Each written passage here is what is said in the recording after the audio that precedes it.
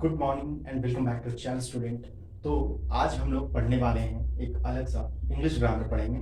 ठीक है, उसमें हम लोग पढ़ेंगे टेंस को। ठीक है, ये जो टेंस है आप लोगों को क्लास मेनली कहे तो इंग्लिश मीडियम हो, हिंदी मीडियम हो, जो भी मीडियम हो, आपको टेंस तो पढ़ना ही है। 5 क्लास से भी इंग्लिश मीडियम में स्टार्ट हो जाता है टेंस। बाकी झारखंड बोर्ड के स्टूडेंट है तो उन लोगों को भी पढ़ना है।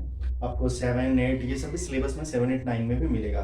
तो आज हम लोग स्पेशली टेंस पढ़ने वाले हैं। ठीक है, तो टेंस का जो मेरा पैटर्न है, मैं आप लोगों को जितना भी टेंस है, टेंस का टाइप है, सारा एक्सप्लेन करूंगा। साथ ही एक मेथड में चलेंगे जिसमें आप लोग ट्रांसलेशन सीख जाइएगा। ठीक है, तो आप सीधा कह सकते हैं ट्रांसलेशन मेथड के थ्रू मैं आप लोगों को सब चीज एक्सप्लेन करने वाला हूँ। तो सबसे पहले जैसे हम लोग आ जाते हैं टेंस पे। तो टेंस टेंस किसे कहते हैं? टेंस का हिंदी होता है काल। तो अगर शॉर्ट में समझे तो टेंस का मतलब काल, यानी कि काल जो है वो समय को कहते हैं। ठीक है, अब आ जाइए समय का बात हो रहा है काल में, तो समय कितने प्रकार का होता है? तो समय जो है 3 प्रकार का रहता है, प्रेजेंट, पास्ट और फ्यूचर। ठीक है, यानी टेंस 3 प्रकार का है, present tense, past tense, future tense. Hindi समझिए, प्रेजेंट टेंस यानी वर्तमान काल, पास्ट टेंस यानी भूतकाल और फ्यूचर टेंस यानी भविष्य काल। तो यही तीनों कालों के बारे में पढ़ेंगे। जैसे कि अगर सिंपली एग्जांपल में समझें, अभी क्या मैं पढ़ा रहा हूँ, ये कौन सा काल है? तो वर्तमान काल। तो वर्तमान समय में जो काम को किया जा रहा है वो है मेरा वर्तमान काल। ठीक है, तो अभी मैं पढ़ा रहा हूँ। उसके बाद पास्ट टेंस, अगर पास्ट टेंस में बात करें तो ये हो सकता है मैं पढ़ा रहा था, जो समय बीत गया है, बीती समय की जो बात होती है उसे कहते हैं हम लोग भूतकाल। ठीक है, तो उसके बाद फिर फ्यूचर टेंस यानी भविष्य काल। भविष्य काल में किस तरह की बातें हैं? जैसे मैं कल पढ़ाऊंगा, मैं खाऊंगा, मैं जाऊंगा, इस तरह की अगर बातें हो जिसमें हम लोग बता रहे हैं कि फ्यूचर में कोई काम हम लोग करेंगे, भविष्य में कोई काम करेंगे, तो उससे मतलब वो होता है आपका भविष्य काल। ठीक है, तो ये मेनली 3 प्रकार का टेंस है। हिंदी में भी आप लोग अगर ग्रामर पढ़िएगा, हिंदी ग्रामर, तो उसमें भी आपको काल पढ़ना है। काल भी वही होगा, वर्तमान काल, भूतकाल, भविष्य काल। ठीक है, तो बेसिकली देखिए, अब जब हम सबसे पहले प्रेजेंट टेंस में आते हैं वर्तमान काल में, तो वर्तमान काल को 4 भागों में बांटा गया है। ठीक है, 4 भागों में है, 4 प्रकार है वर्तमान काल का। पहला है सिंपल प्रेजेंट टेंस। ठीक है, उसके बाद सेकंड है प्रेजेंट कॉन्टिन्यूअस टेंस, और थर्ड में है प्रेजेंट परफेक्ट टेंस। उसके बाद फोर्थ में प्रेजेंट परफेक्ट कंटिन्यूअस टेंस। ठीक है, ये 4 टाइप का है। उसी तरह अगर हम लोग पास्ट टेंस में आएंगे तो सिंपल पास्ट टेंस हो जाएगा, और फिर past continuous tense, past perfect tense और पास्ट परफेक्ट कंटिन्यूअस टेंस। फिर जब हम लोग फ्यूचर टेंस में आएंगे तो सेम उसी तरह, future present tense, future continuous tense, future perfect tense और फ्यूचर परफेक्ट कंटिन्यूअस टेंस। ठीक है, इस तरह से आप लोगों का ये है टेंस का। उसके बाद हम लोगों को इसमें जो सबसे जरूरी चीज याद रखना है, 2-3 चीज है। जैसे एक तो आप लोगों का वर्ब का फॉर्म भी है। ठीक है, अगर आप लोगों को ये याद हो, V1 है, V2 है, V3 है, V4 है और V5 है। वर्ब का 5 रूप होता है। ठीक है, तो अगर ये वर्ब का 5 रूप आप लोगों को याद रहेगा तब आप लोगों को टेंस बनाने में बहुत आसानी होगा। जैसे कि अब V1 में अगर हम बात करें क्रिया का प्रथम रूप, तो क्रिया का अगर प्रथम रूप किसी चीज को ले लेते हैं, और चलिए सपोज दैट इट हम लेते हैं, तो इट को ही ले लेते हैं। तो V1 में इट, तो इट रहेगा, ये इट। अब V2 में जब ये जाएगा तो बन जाएगा ये एट, ATE एट। ठीक है, जैसे हाँ ये हो गया। अब V3 में आएंगे तो इटेन, EATEN, इटेन। अब V3 हो गया। अब V4 में जाएंगे तो ING लग जाता है, तो ईटिंग, EATING, ईटिंग। अब जब V5 में आइएगा तो V5 में क्या होता है? इट्स लग जाता है। ठीक है, तो इट्स। तो ये वर्ब का जो 5 रूप है ये लगभग आप लोगों को याद होना चाहिए। अगर ये याद रहेगा तभी आप टेंस बना पाइएगा। और टेंस से ही रिलेटेड आपका आगे का चैप्टर वॉइस है, वॉइस वाच्य जो पढ़ना है वो नरेशन है, ये सब कुछ टेंस से ही रिलेटेड है। तो इसलिए एकदम वीडियो को अच्छे से देखिएगा, समझिएगा। अगर जहां नहीं समझ में आएगा तो वहां मुझे कमेंट जरूर कर दीजिएगा, ताकि अगर जो भी चीज में कमी हुआ है उस चीज को मैं पूरा कर सकूं। तो ये वर्ब का फॉर्म जानने के बाद हम लोगों को सेकेंडली उसके बाद ये समझना है, पर्सन, सिंगुलर, प्लूरल। ये चीज अगर आप लोगों को क्लियर है तो भी कोई दिक्कत नहीं होगा, क्योंकि ज्यादातर स्ट्रक्चर जो है इसी पे बनेगा। ठीक है, ज्यादातर क्या, सारा स्ट्रक्चर इसी पे बनेगा। जैसे पर्सन, पर्सन 3 तरह का होता है, first person, second person, third person. ठीक है, सिंगुलर प्लूरल तो जान रहे हैं। अब समझिए क्या है कॉन्सेप्ट, क्या है फर्स्ट पर्सन। फर्स्ट पर्सन में कौन होता है, क्या होता है फर्स्ट पर्सन? तो फर्स्ट पर्सन में आएंगे मैं, अगर वो सिंगुलर है, एक वचन है, तो मैं। अगर मैं किसी बात को बोल रहा हूँ, जैसे मैं खा रहा हूँ, मैं जा रहा हूँ, मैं खेल रहा हूँ, इस तरह का सेंटेंस को, वाक्य को बोल रहे हैं, तो मैं हुआ यहाँ पे फर्स्ट पर्सन। देखिए आई इट। उसके बाद अगर प्लूरल हो जाए तो मैं में फिर हम आ जाएंगे, हम लोग। ठीक है, तो वी इट ये बन जाएगा। तो फर्स्ट पर्सन का सिंगुलर हो गया मैं, और प्लूरल बहुवचन हो गया हम लोग। फिर जब सेकेंड पर्सन में आते हैं तो सेकेंड पर्सन का सिंगुलर हो जाएगा यू, दैट मीन्स तुम। अब समझिएगा इस चीज को। अब हम हैं एक आदमी, हम दूसरे से बात कर रहे हैं तो उसको बोल रहे हैं कि तुम ये किया, तुम बोल सकते या आप भी बोल सकते आपने ये किया, आप घर गए, आप खाना खाए, इस तरह का। तो वो क्या है, मेरे लिए सेकेंड पर्सन है, ठीक है। हम फर्स्ट उससे बात किए, वो सेकेंड, उसमें प्लूरल भी यूं ही रहेगा, ठीक है, एक वचन बहुवचन दोनों। अब थर्ड पर्सन आते हैं। थर्ड पर्सन कौन है, तो थर्ड पर्सन यानी तीसरे के बारे में, हम लोग जिसके बारे में बात कर रहे हो, ठीक है। अब समझिए हम है फर्स्ट पर्सन, ठीक है, हम आपसे बात कर रहे हैं, वो हो गया सेकेंड पर्सन। और सपोज दैट किसी थर्ड का हम लोग बात कर रहे हैं, कुछ भी नाम है, सुरेश महेश कुछ भी नाम है, सपोज दैट उसके बारे में बता रहे हैं कि सुरेश बहुत अच्छा लड़का है, सुरेश कल खेलने गया था, सुरेश खाना खा रहा है, इस तरह का शब्द को हम लोग इस सेंटेंस को यूज कर रहे हैं। तो किसी का नाम को ले रहे हैं, वो हो गया मेरा थर्ड पर्सन, ठीक है। हम किसी तीसरे के बारे में आपको बता रहे हैं, तो थर्ड पर्सन का कॉन्सेप्ट होगी थर्ड पर्सन सिंगुलर नंबर, एक आदमी, ठीक है, एक आदमी है वो, हम किसी एक का ही नाम ले रहे हैं। तो ये कॉन्सेप्ट को क्लियर रखिएगा। उसी में थर्ड पर्सन प्लूरल नंबर कौन होगा, तो अब मैं आपको बता रहा हूँ कि वे लोग देखो खेल रहे हैं, वे लोग भाग रहे हैं, वे लोग दौड़ रहे हैं, ये आता है। फिर और बहुत सारा चीज है, जैसे आ जाइए आप इस तरह से समझिए। जैसे कि हम कहते हैं कि मेरा भाई खेल रहा है, तो मेरा भाई क्या है, थर्ड पर्सन है लेकिन सिंगुलर है, ठीक है। अब मैं कहूंगा कि मेरे भाई लोग खेल रहे हैं, वो थर्ड पर्सन है लेकिन प्लूरल है। ये कॉन्सेप्ट को समझिएगा, ठीक है। अगर मैं कहूँ कि गाय चर रही है, ठीक है, गाय चर रही है, तो गाय तो एक है, तो हम किसी तीसरे के बारे में आपसे बात करें, वो थर्ड पर्सन का सिंगुलर नंबर हुआ। और अगर मैं कहूँ कि गायें चर रही है, दैट मीन्स बहुत सारी गाय हैं, तो वो प्लूरल हो गया, ठीक है, थर्ड पर्सन में प्लूरल। तो उम्मीद करते हैं आपको ये पर्सन का कॉन्सेप्ट पूरा क्लियर हो गया हो, ठीक है। डाउट हुआ कमेंट जरूर कीजिएगा। तो ये जब क्लियर हो गया तो अब हम लोग एक एक करके, जैसे सबसे पहले सिंपल प्रेजेंट टेंस में किस तरह का सेंटेंस बनता है, उसका स्ट्रक्चर क्या क्या होता है, सारा चीज को हम लोग क्लियर करेंगे। इसमें भी हम लोग बहुत तरह के सेंटेंस को पढ़ेंगे, जैसे कि असर्टिव सेंटेंस है, अफर्मेटिव सेंटेंस है, इंट्रोगेटिव सेंटेंस है, फिर नेगेटिव सेंटेंस है, WH क्वेश्चन वाला सेंटेंस है। इस तरह का सेंटेंस का हम लोग ट्रांसलेशन कैसे करते हैं, इतना क्लियर है कि अगर आप ये वीडियो देख लिए, पूरा टेंस का पूरा कॉन्सेप्ट क्लियर कर लिए, तो कम से कम 30-40% तो इंग्लिश बोलना सब जो सीख लेंगे। एकदम स्पोकन इंग्लिश समझिए, आप लोगों का स्पोकन इंग्लिश का क्लास है, वो भी आप समझ सकते हैं, ठीक है। तो चलिए अब हम लोग आगे स्टार्ट करते हैं। तो देखिए सबसे पहले हम लोग करेंगे सिंपल प्रेजेंट टेंस, ठीक है। सिंपल प्रेजेंट टेंस को हम लोग प्रेजेंट इंडेफिनिट टेंस भी कहते हैं। तो इसको पहचानने का कि कौन सा वाक्य सिंपल प्रेजेंट टेंस में है, उसका बहुत ही आसान तरीका है। देखिए जिस हिंदी क्रिया के अंत में ता ही, ती हूं, ते हो, ती हो, ते है, ता है, ती है रहता है, ठीक है। ये सब चीज अगर जिस हिंदी क्रिया के अंत में आपको मिलता है तो समझ लीजिए उस क्रिया का अनुवाद हम लोग को सिंपल प्रेजेंट टेंस में करना है, ठीक है। जैसे यहाँ पे देखिए मैंने लिखा मैं खेलता हूँ, ठीक है, मैं खेलता हूँ, ताहू मिल गया, तो इसका अनुवाद जो हम लोग किए आई प्ले किए हैं, ठीक है। तो इसको बनाने के लिए एक स्ट्रक्चर चाहिए हम लोगों को, ये हमारा एक स्ट्रक्चर है। और स्ट्रक्चर क्या है समझिए, फॉर्मूला है क्या, कि मैं सबसे पहले मतलब स्ट्रक्चर में आपको सब्जेक्ट है लिखना है, ट्रांसलेट कीजिएगा तो उसके बाद वर्ब का पहले 5वां रूप लगेगा, फिर ऑब्जेक्ट लगेगा, ठीक है। तो अब वर्ब का जो मतलब सब्जेक्ट हो गया, V1 V5 हो गया, ऑब्जेक्ट हो गया। अब सबसे पहले पहचानते हैं कि सब्जेक्ट क्या है। तो देखिए इसमें सब्जेक्ट जो है मैं हो गया, ठीक है, मैं करता जो काम को कर रहा है, तो उसका पहले इंग्लिश लिख दिया आई।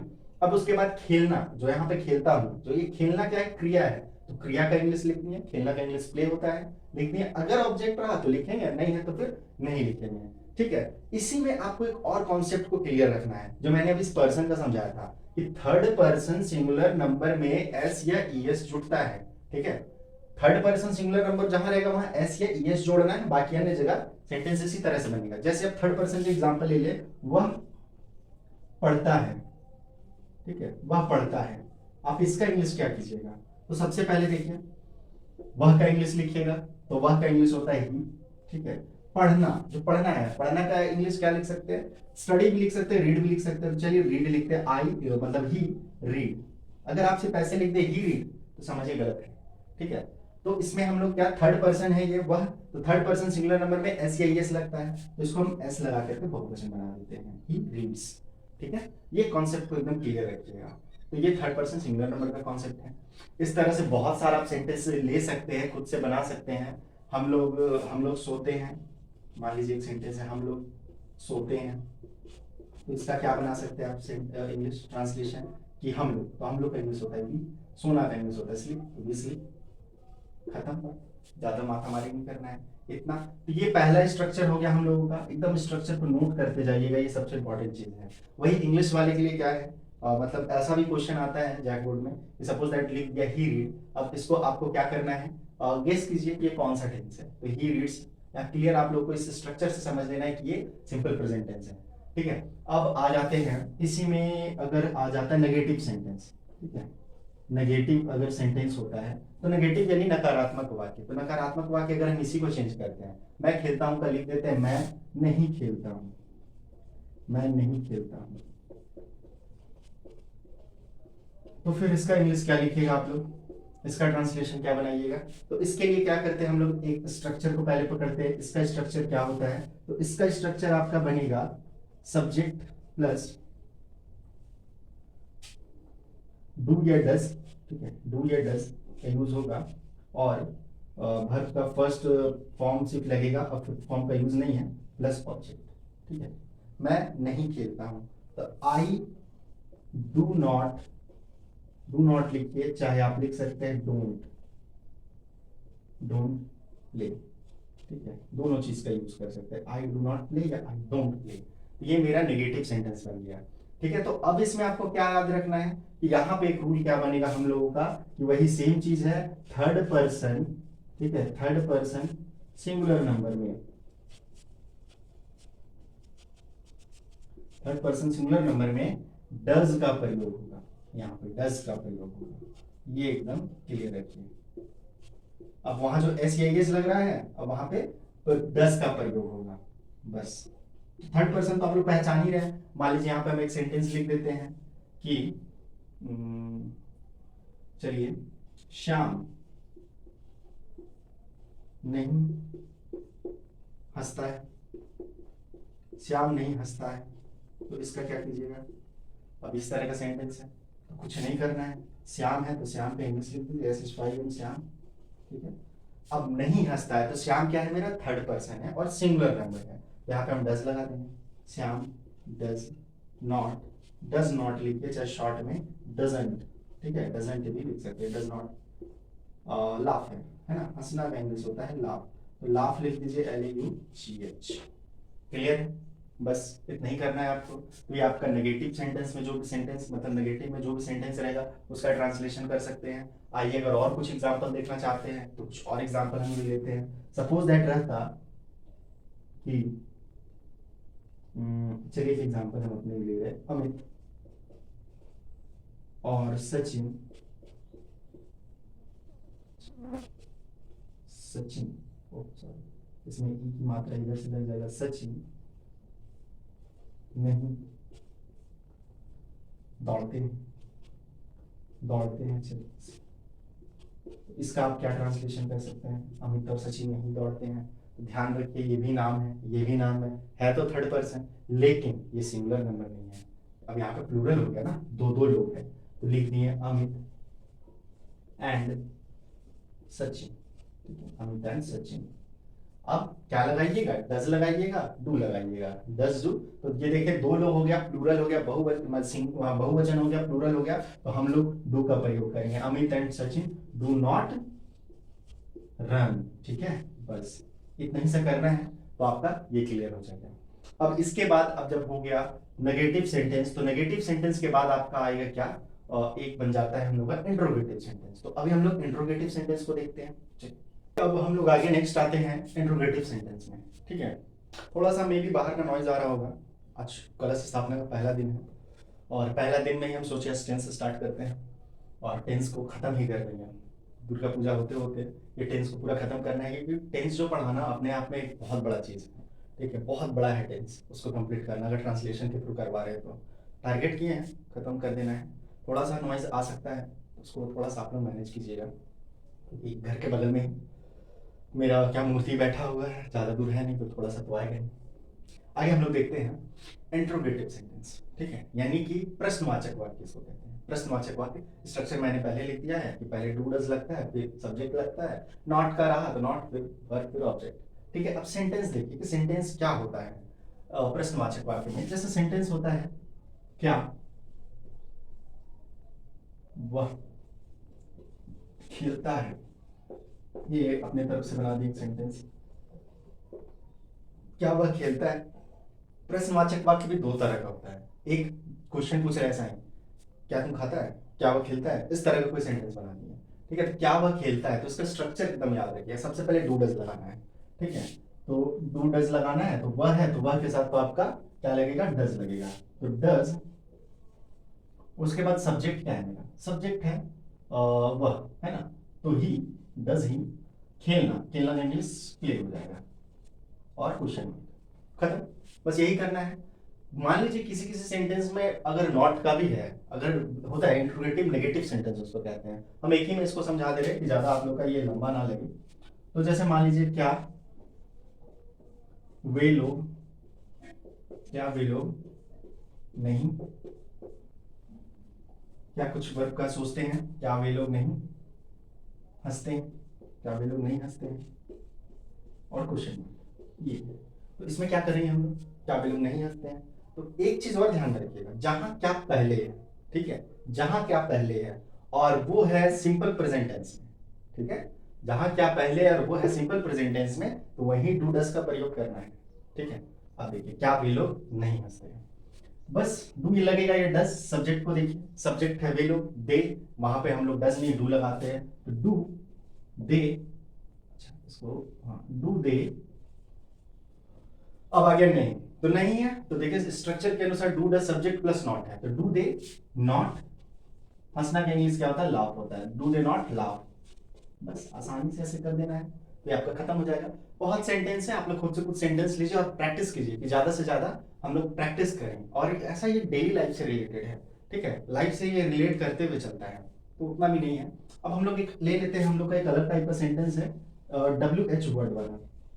ठीक है, अब WH वर्ड कहने का मतलब है, जैसे व्हाट होता है हम लोगों का, व्हाट, वेयर, व्हेन, हाउ, और भी कुछ होता है। ठीक है, तो एक मोटा मोटी मैं बता दे रहा हूँ कि व्हाट क्या, कहाँ, कब, कैसे, यही सब रहता है WH वर्ड में।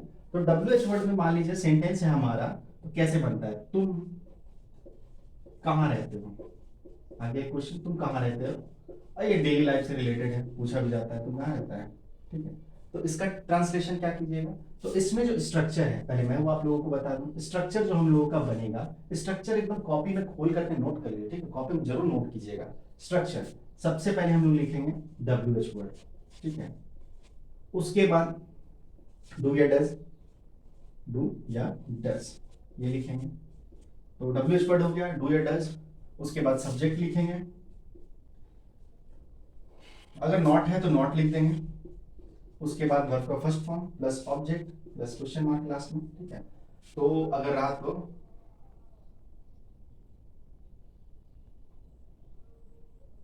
चलिए ठीक है, सेंटेंस में और स्ट्रक्चर मेरा सही है। बहुत दिन पहले हो गया है, बहुत टाइम से टेंस को देखे हुए, तो कभी कभी कंफ्यूजन होता है, बाकी सही है। तो तुम कहाँ रहते हो, तो तुम का इंग्लिश पहले नहीं लिखना है, पहले कहाँ का इंग्लिश लिखना है, WH वर्ड वाला। तो कहाँ का इंग्लिश होता है, वेयर, वेयर। अब डू लगेगा या डज लगेगा तुम के साथ, तो डू लगेगा, तो वेयर डू, फिर तुम का इंग्लिश यू, फिर रहते हैं का live, where do you live, question mark, खत्म। देखिए एकदम सिंपल है, कोई माथा मारी और जिसको आप लोग कहते हैं मगज मारी नहीं है, डायरेक्ट तुम कहाँ रहते हो, वेयर डू यू लिव। और कुछ सोचते हैं, एक सेंटेंस और बनाते हैं, तो चलिए नेगेटिव में बना लेते हैं। और जैसे, हाँ तुमको छोड़ देते, इस बार कुछ अलग सा करते हैं। ठीक है, राम वहां क्यों नहीं, राम वहां क्यों नहीं पढ़ता है।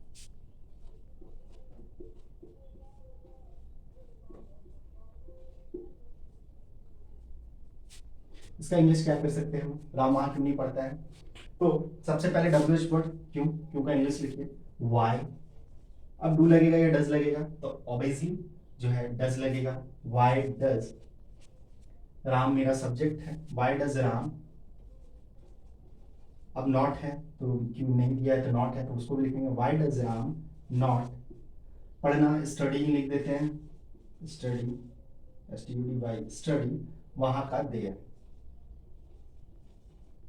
Y does Ram not study there. ठीक है, चलिए तो ये कर दीजिएगा, तो ये आपका क्लियर हो जाएगा। थोड़ा सा कंफ्यूजन हमको लग रहा है, तो एक काम करते हैं, why does Ram not study there, यहाँ कर देते हैं सबसे अच्छा। राम यहाँ क्यों नहीं पढ़ता है, तो why does Ram not study there. ठीक है, कंप्लीट इस तरह से सेंटेंस है। बहुत सारा सेंटेंस आप लोग खुद से प्रैक्टिस कीजिए, बन जाएगा, बहुत इजी है और डेली लाइफ से आप लोग तो इसको प्रैक्टिस भी करते रह सकते हैं। अब आगे हम लोग आते हैं, अब मेरे ख्याल से क्या बचा, इंट्रोगेटिव हो गया, डब्ल्यू वर्ड वाला हो गया, तो ये खत्म हो गया। अब हम लोग का नेक्स्ट टेंस जो है, नेक्स्ट टेंस हम लोग का स्टार्ट होगा, और सिंपल प्रेजेंट टेंस हुआ, अब हम लोग करेंगे प्रेजेंट कंटीन्यूअस टेंस। ठीक है, तो वीडियो में बने रहिएगा, बीच में मत स्किप करके भागिएगा, और हमको अगर समझ में आ रहा है तो बहुत अच्छी बात है, वीडियो को लाइक जरूर कीजिएगा। मेरे तरफ से जहां तक कोशिश हो रहा है कि हम इसको पूरा एक निचोड़ करके बनाएं। ठीक है, बहुत लंबे समय से हम टेंस को लगभग पढ़े भी हैं, तो उसका पूरा निचोड़ करके ये जो आप लोग का एकदम शॉर्ट में समझाने की कोशिश कर रहे हैं, और उम्मीद करते हैं कि आप लोग जरूर समझिएगा। ठीक है, तो अब हम लोग नेक्स्ट में करेंगे आप लोगों का प्रेजेंट कंटीन्यूअस टेंस। चलिए, तो नेक्स्ट जो हमारा है प्रेजेंट कंटीन्यूअस टेंस, इसको हम प्रेजेंट कंटीन्यूअस या इम्परफेक्ट टेंस भी कहते हैं। ठीक है, तो इसमें क्या है ना, इसमें हम लोगों को कोई भी क्रिया जो है, कोई भी काम जो है वो होते हुए नजर आएगा। ठीक है, जो वर्तमान समय में कोई भी काम लगातार हो ही रहा है, उसी को हम लोग कहते हैं प्रेजेंट कंटीन्यूअस टेंस।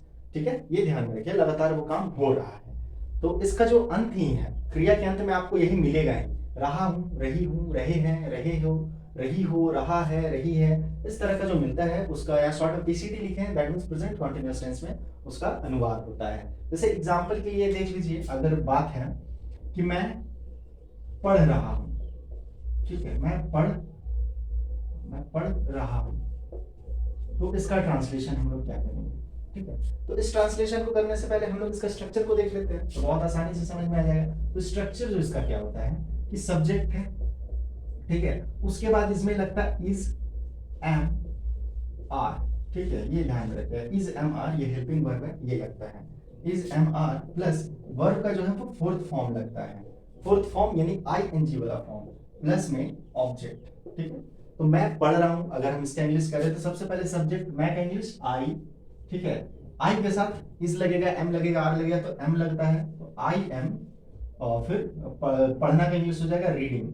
ठीक है, तो R E A D I N G, read means पढ़ना, इसी का आप लगा दीजिए fourth form I N G, सिर्फ आई एन जी जोड़नी है, तो वर्ब का फोर्थ फॉर्म हो गया। इसमें क्या क्या आपको ध्यान में रखना है, तो आई के साथ हमेशा एम का यूज है। ठीक है, उसके बाद आई के बाद है यू है, वी है, और दे है, मतलब इस तरह का जो भी बचा उसमें आर लगेगा, और मेनली वही चीज आ जाता है फिर से कि थर्ड पर्सन जो है हमारा, third person singular number, third person singular number में हमारा लग जाता है सिर्फ इज। ठीक है, तो ये ध्यान में आपको रखना है, थर्ड पर्सन सिंगुलर नंबर में इज का प्रयोग होगा, बाकी सब जगह आपका जो है आई को में एम, बाकी सब जगह जो बचा ना थर्ड पर्सन सिंगुलर नंबर में इसके बाद जितना बचा उसमें आर लगा देंगे। ठीक है, तो चलिए अब कुछ और सेंटेंस ले लेते हैं। अगर नेगेटिव सेंटेंस की बात हो तो सिर्फ नॉट ऐड करना है, जैसे आप कर देते हैं हम लोग,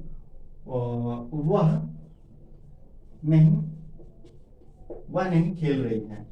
ठीक है, वह नहीं खेल रही है, तो इसका हम लोग क्या बनाएंगे, वह नहीं खेल रही है, तो वह नहीं खेल रही है, तो यहाँ वह का इंग्लिश शी हो जाएगा, क्योंकि ये स्त्रीलिंग के लिए प्रयोग किया गया है, तो सी इज, थर्ड पर्सन है इसीलिए इज लगाए, सी इज नॉट प्लेइंग। ठीक है, इस तरह से करके आप इसका बना सकते हैं, तो नेगेटिव में भी बन गया आपका, और सिंपल में भी जो है आपका बन गया। अब अगर आ जाता है बात, इसी में हम लोग ले लेते हैं इंट्रोगेटिव, जो है शॉर्ट में लिख देते हैं इंट्रोगेटिव सेंटेंस जो है, यानी प्रश्नवाचक वाक्य जो है आपका, प्रश्नवाचक वाक्य, इसमें कैसे बनता है, इसका अगर हम लोग सेंटेंस लेते हैं तो क्या, सबसे पहले हम बताए थे क्या वाला जो रहेगा डायरेक्ट, क्या वह सो रही है, क्या वह सो रही है, इस तरह का सेंटेंस है। तो फिर इसके लिए क्या होगा, तो इसमें स्ट्रक्चर में क्या चेंजिंग आएगा, इसका स्ट्रक्चर हम लोगों का बन जाएगा, सबसे पहले इज एम आर, ठीक है, सब्जेक्ट, नॉट का यूज रहेगा तो नॉट लगा देंगे, उसके बाद नॉट के बाद आपका हो जाएगा वर्ब का फोर्थ फॉर्म प्लस ऑब्जेक्ट, और लास्ट में क्वेश्चन मार्क। ठीक है, क्वेश्चन मार्क जरूर दीजिएगा, क्वेश्चन मार्क नहीं है तो सारा चीज गलत हो जाएगा। तो क्या वह सो रही है, तो क्या बना दीजिएगा, इज लगेगा, इज, वह है तो शी, इज शी स्लीपिंग, है ना, इज शी स्लीपिंग, SLWPING, हाँ इज शी स्लीपिंग, ठीक है। वहीं अगर इसका नेगेटिव होता कि क्या वे लोग नहीं जा रहे हैं, ठीक है, क्या वे लोग नहीं जा रहे हैं, तो इसमें क्या कर देते हैं, वही डू मतलब इज एम आर पहले लगेगा। तो सेंटेंस से ही आपको पकड़ना है कि लास्ट में रही है ये सब है तो इज एम आर का ही यूज होगा, प्लस में वर्ब का फोर्थ फॉर्म ही यूज होगा, ठीक है। तो क्या वे लोग नहीं जा रहे हैं, तो वे लोग हैं, दैट मीन्स दे के साथ आर लगेगा, तो आर दे नॉट, जाना का इंग्लिश गो, तो ING लगा देंगे, आर दे नॉट गोइंग, ठीक है। क्लियर है? कोई डाउट हो तो जरूर कमेंट कीजिएगा। Are they not going, last में क्वेश्चन मार्क। तो ये इस तरह से प्रश्नवाचक जो है आपका वो ये बन जाएगा। अब अगर इसी में आगे ऐड कर देते हैं हम लोग एक तरह का, क्या हम लोग का सेंटेंस बनता है, WH वाला। अब WH वर्ड वाला जब सेंटेंस बनेगा तो इसमें क्या क्या हम लोग को ऐड करना है, ये देखिए। सबसे पहले तो हम लोग एक क्वेश्चन ले लेते हैं,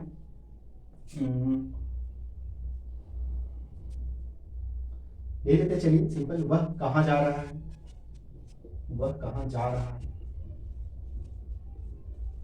तो स्ट्रक्चर हम लोग देख लेते हैं, स्ट्रक्चर इसका क्या हो जाएगा, वही स्ट्रक्चर बनेगा। सबसे पहले WH वर्ड हम लोगों का,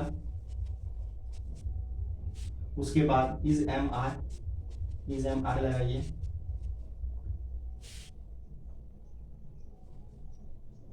प्लस में आपका सब्जेक्ट हो जाएगा, उसके बाद वर्ब का फुल फॉर्म, प्लस में ऑब्जेक्ट हो जाएगा और क्वेश्चन मार्क हो जाएगा, ठीक है। वह कहाँ जा रही है, तो कहाँ का इंग्लिश लिखिए, सबसे पहले वेयर लिखिएगा, वेयर, उसके बाद वह जा रहा है एक्चुअली, ठीक है। तो जा रहा है पुलिंग है मेरा, तो where he, sorry where he नहीं, where is he going, where is he going, ये आपका बन जाएगा इसका translation, where is he going. Clear है? कोई डाउट है तो जरूर कमेंट कीजिए। आगे आ जाते हैं, चलिए एक और हम इसमें ले लेते हैं, एक सेंटेंस और लिख सकते हैं हम लोग कब खेल रहे हैं। सेंटेंस तो उतना अच्छा नहीं लग रहा है, फिर भी ट्रांसलेशन के लिए हम लोग कब खेल रहे हैं ले लेते हैं हम लोग, लेकिन ज्यादा सुटेबल नहीं लग रहा है ना, ये सेंटेंस ज्यादा सुटेबल नहीं लग रहा है। कुछ बढ़िया से सेंटेंस हम लोग सोचते हैं, हम लोग क्यों नहीं पढ़ रहे हैं, ये ज्यादा अच्छा है, हम लोग क्यों नहीं पढ़ रहे हैं। तो इसके लिए हम लोग क्या करेंगे, सेंटेंस इसका क्या बनाएंगे, हम लोग क्यों नहीं पढ़ रहे हैं, तो वाई, क्यों का इंग्लिश वाई, हम लोग हैं तो वी के साथ आर लगेगा, वाई आर बी, और not, why are be not reading, READING, ठीक है। बस इतना ही करना है, why are be not reading, तो ये हम लोगों का हो जाएगा। उसके बाद देखिए एक चीज और मैं आप लोगों को बता दूं, अब आप लोगों के एग्जाम में कैसे पूछता है, आप लोगों के एग्जाम में क्या करेगा, या बुक में भी आप लोग पढ़िएगा, जब 7, 8, 9 में ये समय देखिएगा, ऐसा सेंटेंस कर देता है कि आपको दे दिया आई रीड, ठीक है। अब इसको आप चेंज कीजिए प्रेजेंट कॉन्टिन्यूअस टेंस में, तो इसको कैसे चेंज कीजिएगा, आई रीड, तो पहले तो आपको पकड़ना है सेंटेंस किस में है, आई रीड जो लगता है वो बनता है आपका सिंपल प्रेजेंट टेंस में। तो इसको हम लोग जब बनाएंगे और प्रेजेंट कॉन्टिन्यूअस टेंस में, तो देखिए आई है, आई के साथ क्या लगता है, एम लगता है, रीड है तो रीडिंग हो जाएगा, ठीक है, आई एम रीडिंग।